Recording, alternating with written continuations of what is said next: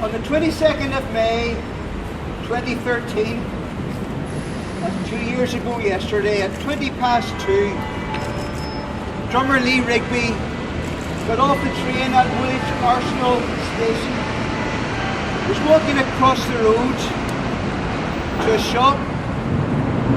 Two men driving a Vauxhall Tigra drove him down, ran him down, got out, and with knives and a cleaver murdered him. Lee Rigby was 25 years old. He was from Manchester. He was a drummer and machine gunner in the 2nd Battalion of the Royal Regiment of Fusiliers. He'd served in Cyprus, in Germany, and seen action in Afghanistan. He was working in recruitment. Passers-by tried to intervene and talk to the two men who had attacked him. 9 minutes later, an unarmed police car arrived. 14 minutes after it happened, armed police came on the scene. Michael Adebolajo and Michael Adebolawe tried to attack the police and were wounded. They were subsequently sentenced to a whole life term and to a minimum of 45 years respectively for the murder of drummer Lee Rigby. Lee Rigby was murdered because he was a soldier. And today we meet to remember, commemorate and honour Lee Rigby.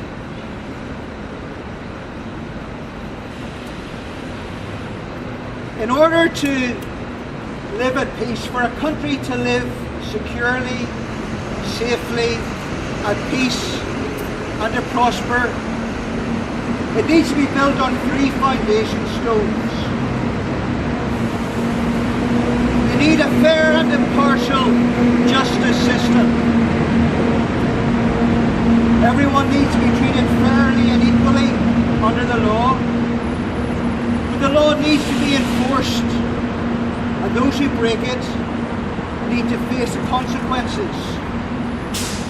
And our judicial system found Michael Adebolajo and Michael Adebowale guilty of the murder of Fusilier Lee Rigby. The British justice system is respected throughout the world. It is not perfect, and those of us from the loyalist community know that it doesn't always work in the way that we believe it ought to work, but it is fundamentally a good and impartial system. The country also needs a democratic government. The British democracy is respected throughout the world, but politicians must be kept accountable. And that is your responsibility, to vote for those politicians that you believe act with integrity and in the interest of our country. But Britain has a democratic system that is the envy of the world. And thirdly, in order to live safely and peacefully, we need an armed forces. Armed forces that are disciplined, trained and courageous. And Fusilier Lee Rigby was an example of that. A soldier, trained, disciplined and courageous. Later this year we will mark the 100th anniversary of the Battle of the Somme. Lord Edward Carson's Ulster Volunteer Force, which became the 36th Ulster Division, served to defend this country on the fields of Flanders and Belgium and at the Somme. Many of them made the ultimate sacrifice and laid down their lives for us. Just as we remember Fusilier Lee Rigby, who did likewise.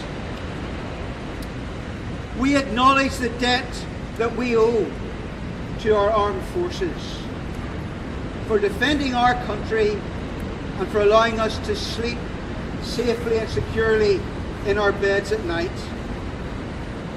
We honour the sacrifice that they make year in, year out. We respect them for the job that they do on our behalf. And today we show respect in the memory of the 25-year-old Fusilier Lee Rigby. We express our sympathy and our concern to his wife, his 4-year-old son, his fiancée. We take a moment now to respectfully remember and commemorate his death.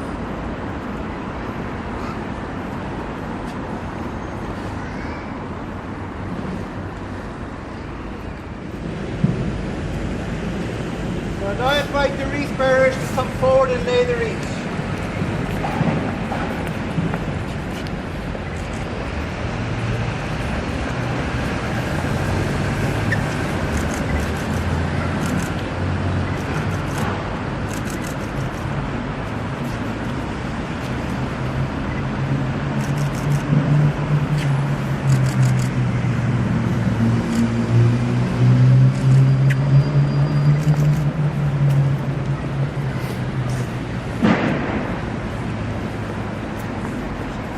Let's take another moment's reflection and consider the sacrifice that has been made on our behalf.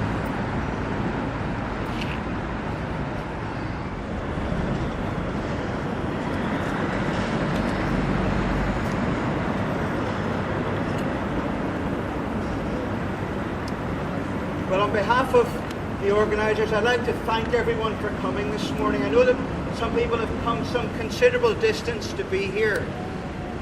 I think it was very important to be here. I am very proud to have been a part of this, and I'd like to thank you all for coming this morning.